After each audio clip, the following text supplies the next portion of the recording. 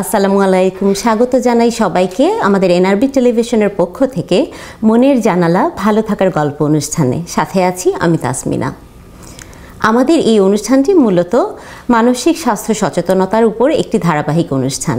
এতে বিভিন্ন পর্বে আমাদের সাথে যুক্ত হবেন আমাদের কমিউনিটির যারা মেন্টাল হেলথ নিয়ে কাজ করছেন তেমন অনেক রিসোর্স পারসন। আমরা কথা বলবো বিভিন্ন স্বাস্থ্যকর্মীর সাথে। সুপ্রিয় দর্শক শ্রোতা, আমাদের এই মানুষ শব্দটির সাথে ওতপ্রোতভাবে জড়িয়ে আছে মন শব্দটি। এই মনকে নিয়ে আমাদের যত সমস্যা, যত ভালো লাগা মন্দ লাগা, মন নিয়ে যত কিছু। আমরা এই মন সম্পর্কে অনেক কিছু কথা বলবো। যেই শব্দটি, যেই মন বিষয়টি আমরা দেখতে পাই না, কিন্তু এর অস্তিত্ব অনুভব করি আমরা প্রতিক্ষণে। আমরা বলে থাকি মন ভালো তো সব ভালো। আমাদের আজকের এই অনুষ্ঠানে আমরা মন নিয়ে কথা বলবো, মন ভালো রাখার নানান রসদ নিয়ে কথা বলবো। আর আমাদের বিভিন্ন তথ্য দিয়ে সমৃদ্ধ করবেন আমাদের সাথে উপস্থিত বিশেষ অতিথিরা। সুপ্রিয় দর্শক মণ্ডলী, আমাদের আজকের অনুষ্ঠানে আমাদের সাথে উপস্থিত রয়েছেন Zakaria Mohammad Moinuddin. Zakaria Mohammad Moinuddin the Ontario college of social services থেকে একজন রেজিস্ট্রিকৃত মেন্টাল হেলথ ওয়ার্কার। তিনি একজন সোশ্যাল সার্ভিস ওয়ার্কার। আমরা কথা বলবো জাকারিয়া মোহাম্মদ মঈনুদ্দিনের সাথে। জাকারিয়া ভাই, কেমন আছেন আপনি? আছি আলহামদুলিল্লাহ। বুঝতে পারছেন ঠান্ডার মৌসুম, ফ্লু সিজন, একটু ঠান্ডা লেগেছিল, বাট এখন ভালো আলহামদুলিল্লাহ। আর তাছাড়া আজকে এনআরবি একটা জনপ্রিয় কানাডার টিভি চ্যানেল, সেই চ্যানেলের স্টুডিওতে আসতে পেরে অবশ্যই এক্সাইটেড ফিল করছি, ভালো ফিল করছি। জাকারিয়া ভাই, আপনি তো একজন সোশ্যাল ওয়ার্কার হিসেবে কাজ করছেন। তো আপনি এই যে কানাডাতে এসে এই সোশ্যাল সার্ভিস ওয়ার্কার হিসেবে যে কাজ করছেন, আপনি সেই যাত্রা শুরুর প্রেক্ষাপটটি যদি আমাদের একটু জানান। জি, ধন্যবাদ তাসমিনা, আপনি চমৎকার প্রশ্ন করেছেন। আমি মেন্টাল হেলথ ওয়ার্কার হিসাবে আসলে শুরু থেকে ছিলাম না। আমি এখানে আসার পরে ফ্যামিলি কমিউনিটি সোশ্যাল সার্ভিস নিয়ে লেখাপড়া করার পরে, ব্যাচেলার করার পরে আমি রেসডেল কমিউনিটি সেন্টারে আমি ছিলাম সেটেলমেন্ট কাউন্সিলর হিসাবে কাজ করেছিলাম। তখন ফান্ডিংয়ের একটা ব্যাপার ছিল নিউকামারদের সঙ্গে কাজ করার ক্ষেত্রে, কিন্তু মেন্টাল হেলথ সেক্টরের ব্যাপারটা ফান্ডিংয়ের বেশ কনসিস্টেন্ট বিধায় এদিকে সুইচ করলাম। এটাতে গেল আমার এই ব্যাপারটা। আর তাছাড়া ভিতর থেকেও অনেক দিন আমি যখন বাংলাদেশও ছিলাম তখনও ভাবতাম, দেখেন আমাদের বাংলাদেশের প্রেক্ষাপটটা কিন্তু ডিফারেন্ট। আপনি যদি খোঁজ নিয়ে দেখেন, বাংলাদেশে কিন্তু প্রতি প্রায় গ্রামে একজন করে পেশেন্ট পাওয়া যাবে যারা কিনা মানসিক ভারসাম্যহীন। আবার যদি আপনার শহরও দেখেন, দু একজন দেখবেন কাপড় চোপড় নাই, রাস্তাঘাটে ট্রাফিক কন্ট্রোল করছেন। তো এই মানুষগুলোকে কিন্তু দেখেন মানুষজন যে উপহাস করে, বিভিন্নভাবে পাগল পাগল বলে, ঢিল ছোড়ে, এই বিষয়গুলো কিন্তু আমাকে খুব নাড়া দেয়। আবার আপনি দেখেন, ইভেন আমরা যদি প্রবাসও বলি, দেশ বলি, প্রবাস বলি, আমরা কথায় কথায় বলি না কি আমি কি পাগল হয়েছি নাকি, আমি কেনই কাজ করব, তাহলে ব্যাপারটা কি দাঁড়াচ্ছে? আমরা কিন্তু পাগল শব্দটাকে এমন একটা শেপ করেছি যে কিনা ভয়াবহ ধরনের একটা ক্যারেক্টার, যারা এই কাজ এমন এমন কাজ করবে। তো জাকারিয়া ভাই, চমৎকার বলছিলেন আপনার এই সেটেলমেন্ট ওয়ার্কার হিসেবে কাজ করার যে ব্যাকগ্রাউন্ডটা, সেখান থেকেই কি আপনি ইনফ্লুয়েসড হয়েছেন আরও ডিপলি সোশ্যাল ওয়ার্কের মধ্যে যাবার, এবং এ বিষয়ে আপনি তো লেখাপড়াও করেছেন এখানে এসে, মানে সংযুক্ত, আমি মানে জানতে চাচ্ছি কানেকশনটা। ধন্যবাদ তাসমিনা। আমি যখন নিউকমারদের নিয়ে কাজ শুরু করলাম, সেটেলমেন্ট কাউন্সিল হলো নিউকমারদের নিয়ে, সো তখন নিউকমারদের চ্যালেঞ্জিং বিষয়গুলোকে আমাকে নাড়া দিত। দেখতাম ওনারা অনেক চ্যালেঞ্জের বিষয় দিয়ে যান, যেটা কিনা মেন্টাল হেলথকে অনেক এফেক্ট করে। তো মূল জায়গাটা কিন্তু মেন্টাল হেলথ। কিন্তু এই যে মেন্টাল হেলথ অনেক বড় একটা আমব্রেলা, তো এই মেন্টাল হেলথের মধ্যে কোন সেক্টরগুলোকে আপনার মনে হয়েছে যেগুলো নিয়ে আমাদের প্রায়োরিটি দেওয়া উচিত, সেগুলো নিয়ে আমাদের কাজ করা উচিত, এবং সে কারণেই কি আপনি মানে মেন্টাল হেলথ নিয়ে, সোশ্যাল ওয়ার্ক নিয়ে আরও ইন ডেপথ লেখাপড়া করে এই বিষয়ে আপনি এত দূর এগিয়ে এসেছেন? আপনার মেন্টাল হেলথের, মানে আমি বলতে চাচ্ছি মেন্টাল হেলথের কোন সেক্টরগুলো আপনাকে বেশি ইনফ্লুয়েন্স করেছে, মনে হয়েছে যে এই বিষয়ে অনেক কাজ করবার দরকার আছে? আমি প্রথমে বলবো, চমৎকার কোশ্চেন, এটা ভেরি গুড কোশ্চেন। সো আমি যেখানে কাজ করি লফট কমিউনিটি সার্ভিস, ওনাদের একটা ভ্যালুজ হলো, ওনারা বলেন housing first approach. Housing first approach হলো once any individual will be in housed, তাদের একটা মাথার উপরে ছাদ থাকতে হবে, তখন তার অন্যান্য বিষয়গুলো একের পর এক আমরা অ্যাড্রেস করার সুযোগ থাকবে। তো সো এই জায়গাটায়, এই হাউজিং, এই জায়গাটায় in terms of mental health, এখানে অনেক পটেনশিয়ালিটি আছে, ইভেন আমাদের কমিউনিটিতেও অনেক পটেনশিয়ালিটি আছে এখানে কাজ করার। এখানে তাদের হাউজিং ক্রাইসিস তারা বলেন, তার হোম ওইভাবে নাই বা অ্যাফোর্ডেবিলিটি হাউজিং নাই। তো সেই জায়গাগুলোকে নিজেদেরকে কানেক্ট করতে যেয়ে বেচারা মেন্টাল হেলথকে অ্যাফেক্ট করে ফেলছেন। তো আমি যে জিনিসটা বলতে যাচ্ছিলাম সেটা হলো যে আমি যেখানে কাজ করি আমাদের লফট কমিউনিটি সার্ভিসেস, ওনাদের একটা ভ্যালু হলো ওনারা বলার চেষ্টা করেন housing first approach. So housing first approach in a nutshell এটা হলো যে once any individual is in a housed, তখন স্টেপ বাই স্টেপ তার অন্যান্য বিষয়গুলো কিন্তু অ্যাড্রেস করার সুযোগ থাকে। সো হাউজিং একটা সিগনিফিক্যান্ট কম্পোনেন্ট।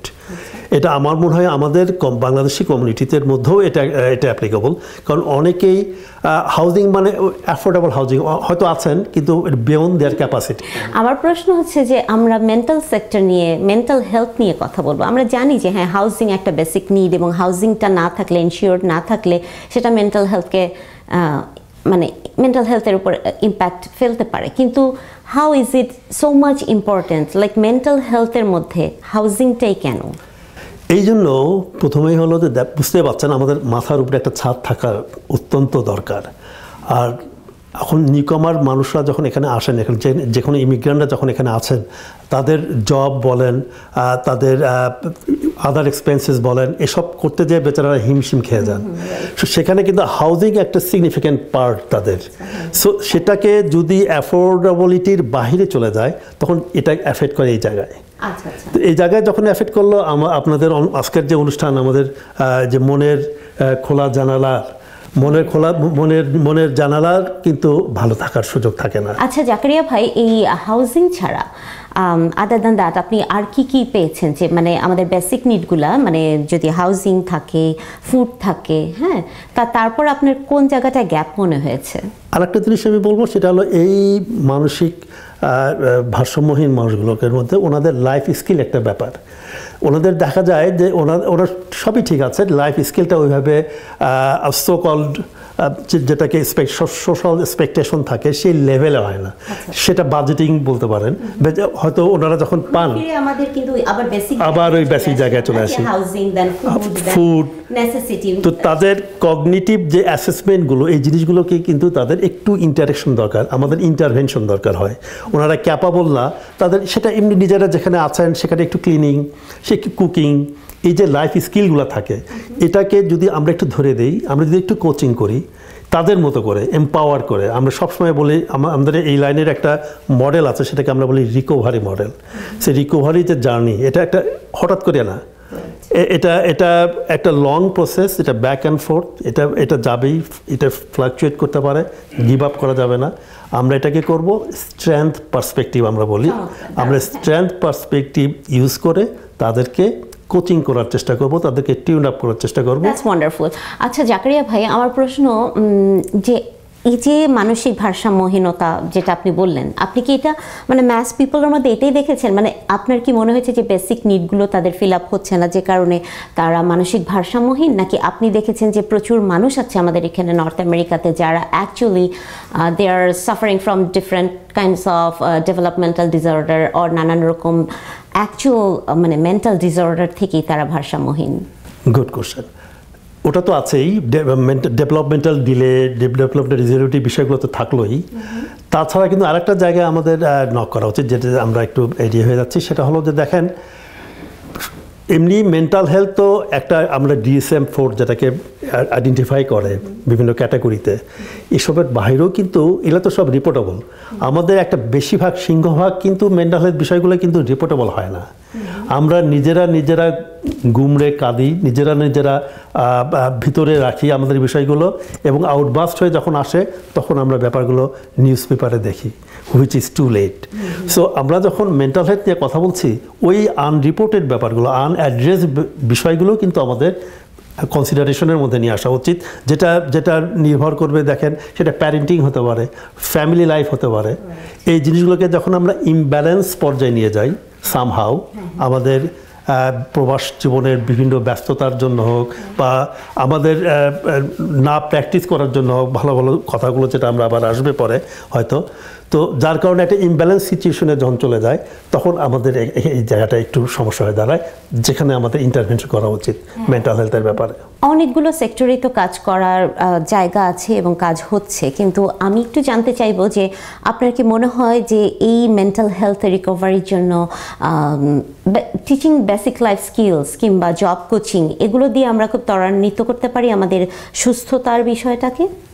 এটা তো আছেই, এসব তো থাকলোই। আমরা কোচিং করতে পারি, আমরা প্রফেশনাল যারা এই লাইনে আছেন তাদের সঙ্গে কানেক্ট করে দিয়ে তাদের ডিরেকশনগুলোকে যাতে ওনারা ইমপ্লিমেন্ট করতে পারেন সেই বিষয়গুলো করার পাশাপাশি আমার মনে হয় যেহেতু আমরা একটা মাস পিপলের সামনে এখন আছি, ওনাদেরকেও বলবো কতগুলো, যখন আমরা যদি বলি যে এটাকে how we get rid of this situation, how we tackle hour mental health, how we improve hour mental health, তো সেক্ষেত্রে কতগুলো স্টেপ বাই স্টেপ আমি যাই। এক্ষেত্রে কিন্তু আমার মনে হয় যে আপনার কিন্তু আমি ফ্যান, আমার আজকেও আমি দেখছিলাম আপনার একটা অনুষ্ঠান, আপনার সৎ কাহন আপনার ব্যাপারগুলো আমি আজকেও শুনছিলাম, আপনার চমৎকারগুলো বলছিলেন, আমার মনে আছে যে আমি ওখান থেকে যদি শুরু করি, দেখেন আপনি বলছিলেন সেখানে আমার মনে আছে সেটা হলো অ্যাকসেপ্টেন্সি।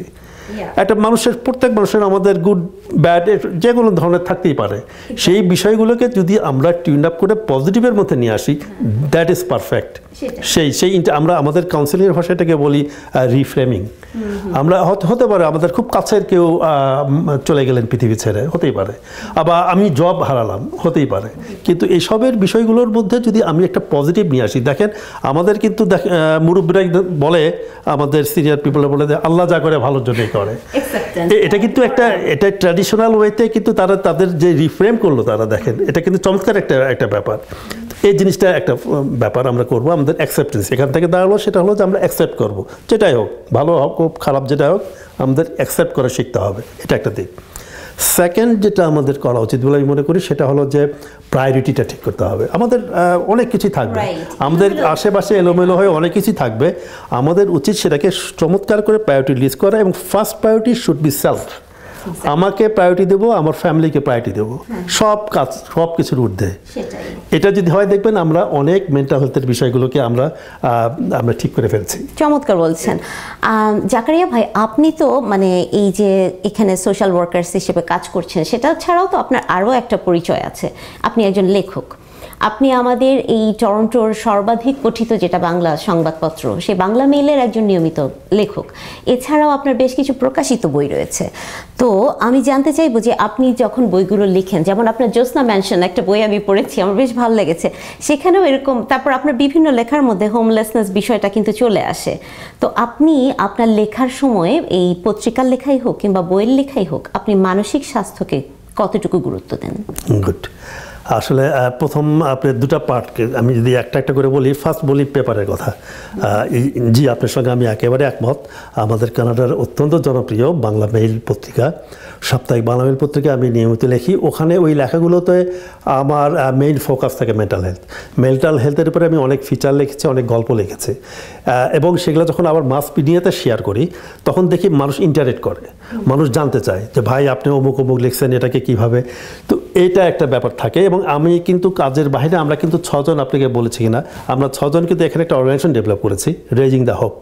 সো এই রেজিং দ্য হোপে আমরা তখন সামহাও ওনাদেরকে কানেক্ট করার চেষ্টা করি, ওনাদেরকে অ্যাড্রেস করি ওনাদের বিষয়গুলো। এবার আপনি উপন্যাসের কথা বলছিলেন, যে আমার 4টা উপন্যাস, জ্যোৎস্না ম্যানশন একটা, হোমলেস আর একটা, তারপর হলো স্বপ্নের ইমিগ্রেশন, আর গতবার করলাম হলো হাউস হাজব্যান্ড। এই সব কয়টা বই একটা আমি ঘুরে ফিরে কিন্তু মেন্টাল হেলথকে নিয়ে আসছে, মানসিক আসছে। আমি এটাকে অস্বীকার করার কোনো উপায় নেই। জাকারিয়া ভাই, বর্তমানে আমাদের টরন্টোর বাঙালি সমাজে ওভারঅল মানসিক স্বাস্থ্যটা কেমন যাচ্ছে বলে আপনার ধারণা? আমাদের প্রবাসে যদি বলি, বাংলাদেশি কমিউনিটিতে একটু তো আমরা স্ট্রাগলের মধ্যে দিয়ে যাই, যেটা আমাদের যে ডলারের পিছনে ছুটতে হয়, কাজের পিছনে ছুটতে হয়, বিল মেটাতে হয়, অনেক ব্যাপার করতে হয়। এটা করতে যে একটা গ্যাপ পড়ে যাচ্ছে আমাদের ফ্যামিলি মেম্বারদের সঙ্গে, আমাদের স্পাউসদের সঙ্গে, আমাদের চিলড্রেনদের সঙ্গে। সো এই গ্যাপের জায়গাগুলো মাঝে মাঝে এমনই হচ্ছে, আপনার মনে আছে কিনা জানি না, আমাদের এই যে কয়েক বছর আগে মারখাম ট্র্যাজেডি ছিল, এটা কিন্তু একটা ওয়েক আপ কল ছিল, এটা একটা খুবই একটা ট্র্যাজিক একটা ব্যাপার ছিল। এইরকম ঘটনা হয়তো ঘটছে না, আমরা আশা করি এরকম ঘটনা ঘটবে না, কিন্তু ওই যে আমাদের ভিতরের ছোট্ট ছোট ব্যাপারগুলো আমরা ইগনোরেন্সই করে যাচ্ছি, আমরা ওভারলুক করে যাচ্ছি আমাদের রিলেশনশিপের, তাদের আমরা প্রত্যেকের যে ফ্যামিলি এক্সপেক্টেড রোলগুলো প্লে করতে পারছি না, যার কারণে আমি মনে করছি এটা মেন্টাল হেলথের একটা বিপর্যয়ের মধ্যে দিয়ে আমরা যাচ্ছি এবং সুযোগ আছে, আমি অবশ্যই পজিটিভ। জি, আমি যেটা বলতে চাচ্ছিলাম সেটা হলো যে আমাদের এই বিষয়গুলো তো আছেই, অনগোয়িং আছেই, কিন্তু আমাদের যেটা করতে হবে, আমাদের হতাশ হলে চলবে না। হতাশ কিন্তু কখনো সলিউশন দেয় না। আমরা যেটা শুরুতে বলছিলাম, আমাদেরকে পজিটিভলি চিন্তা করতে হবে। অবশ্যই আমরা কেন পারবো না, আমরা অনেক কমিউনিটি কিন্তু অনেক ভালো আছে, অনেকভাবে নিজেদেরকে নিয়ে গেছে, আমরাও সেটা করতে পারি। কিন্তু আমার যেটা ব্যাপার সেটা হলো যে আমরা কিন্তু সব কথা শেষ কথা আমাদেরকে রুটিন করে হলো ফ্যামিলি মেম্বারদেরকে সময় দিতে হবে। তো তাহলে আমরা যথেষ্ট আশার আলো দেখতে পাচ্ছি আমাদের কমিউনিটির মধ্যে। এখন অনেক সোশ্যাল ওয়ার্কার আছেন এবং তারা ক্লোজলি ফ্যামিলিগুলোর সাথে কাজ করছেন। তো এই দুর্যোগগুলো কাটিয়ে উঠবার জন্য আপনার পক্ষ থেকে আমাদের দর্শকদের জন্য কি কি পরামর্শ থাকবে পারিবারিক লেভেলে আরও একটু বেটার লাইফ লিড করার জন্য? আর একটু বেটার লাইফ যদি আমরা করতে চাই, মোদ্দা কথা হলো ফ্যামিলিকে আমরা সবাই সময় দেব। আমরা কিন্তু সবই জানি, এটা যে আজকে নতুন বলা হচ্ছে তাও না, কিন্তু আমাদের এটা মনে প্রাণে বিশ্বাস যেমন করতে হবে, আমাদের প্র্যাকটিস করতে হবে।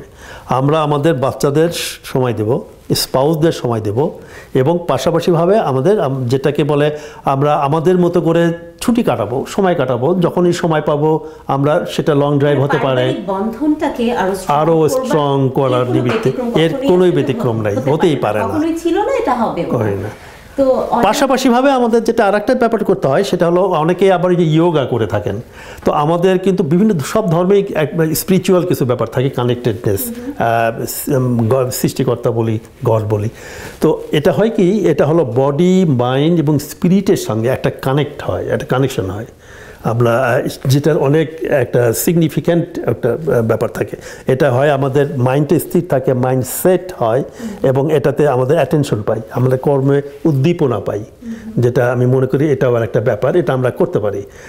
এটা সে যে ধর্মেই হোক। হ্যাঁ, এটা বিভিন্ন পন্থাই করা যায়। আপনি ধর্মের মাধ্যমে করতে পারেন, অনেকে মেডিটেশন করে অনেকেই পাচ্ছে, ইয়োগা থেকেও বেনিফিট আছে, এবং আমাদেরও এই বিহেভিয়ারাল সায়েন্সেও আমরা এটা প্র্যাকটিস করি ইন আদার ফর্ম। লাইক আমরা বলি যে স্টেইং অ্যাট দ্য প্রেজেন্ট, এই প্রেজেন্টে থাকার জন্য যেভাবে কিছু এক্সারসাইজ করার আছে। তো যাই হোক, এগুলো সবই চমৎকার সব টিপস দিলেন। তো জাকারিয়া ভাই, আপনাকে অসংখ্য ধন্যবাদ আমাদের স্টুডিওতে উপস্থিত হওয়ার জন্য। আমাদের আজকের অনুষ্ঠানে আমার বিশ্বাস আমার দর্শকরা অনেক উপকৃত হয়েছে। জাকারিয়া ভাইয়ের কাছ থেকে অনেক মূল্যবান তথ্য আমরা জানতে পেরেছি। অসংখ্য ধন্যবাদ। ধন্যবাদ তাসমিনা, আপনি নিজেও মেন্টাল হেলথ কর্মী এবং আপনি নিজেও এই গ্রাউন্ডে অনেক কাজ করে আসছেন।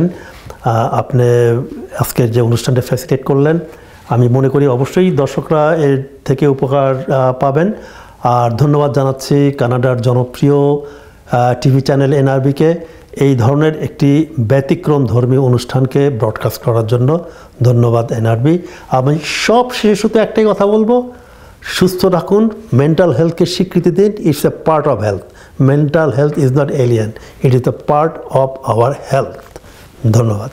অনেক ধন্যবাদ জাকারিয়া ভাই।